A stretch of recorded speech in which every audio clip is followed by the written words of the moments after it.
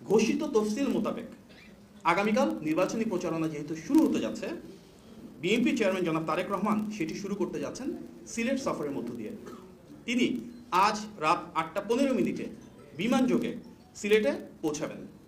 গভীর রাতে হজরত শাহজালাল রহমতুল্লাহি আলাইহি বাংলাদেশের একমাত্র স্মার্ট সিটি বসুন্ধরা এখন আরো নিরাপদ, আধুনিকতায় আরো এক ধাপ এগিয়ে। মাজার জিয়ারত করবেন এবং আগামীকাল সকালে সিলেট আলিয়া মাদ্রাসা মাঠে নির্বাচনী সমাবেশে যোগদান করবেন।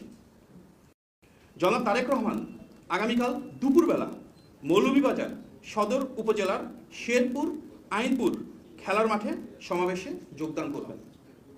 যাত্রাপথে হবিগঞ্জ জেলার শায়েস্তাগঞ্জ উপজেলায় প্রস্তাবিত নতুন উপজেলা পরিষদ মাঠে সমাবেশে যোগ দিবেন। তারপর ব্রাহ্মণবাড়িয়া জেলার সরাইল উপজেলার কুট্টাপাড়া ফুটবল খেলার মাঠে নির্বাচনী সমাবেশে যোগ দিবেন এবং বিকালবেলা কিশোরগঞ্জ জেলার ভৈরব স্টেডিয়ামে নির্বাচনী সমাবেশে যোগদান করবেন।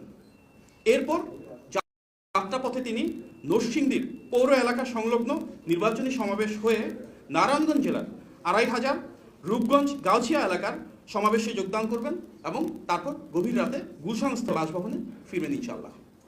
এই লক্ষ্যে ইতিমধ্যে আমরা সংশ্লিষ্ট প্রতিটি জেলার প্রশাসক তথা রিটার্নিং অফিসার, যার মাঝে রয়েছে সিলেট, সুনামগঞ্জ, মৌলভীবাজার, হবিগঞ্জ, ব্রাহ্মণবাড়িয়া, নরসিংদী, নারায়ণগঞ্জ এবং ঢাকার সংশ্লিষ্ট পুলিশ বিভাগ এবং অন্যান্য কর্তৃপক্ষকে চিঠি প্রদানের মাধ্যমে অবহিত